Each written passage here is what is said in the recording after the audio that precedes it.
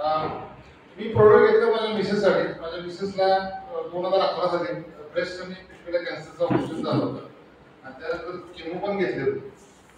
पुढं 8-9 वर्षानंतर मला हे प्रोडक्ट मला त्यांनी सांगितलं की माझे लीडर वैभव जाधव सर त्यांनी मला ते प्रोडक्ट सांगितल्यानंतर प्रोडक्ट बद्दल मला माहिती होतं.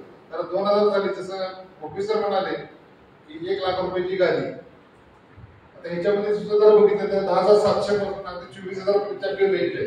तर त्याच्यातली हायेस्ट रेंज मी 2000 साली घेतली, 1,36,000 रुपये.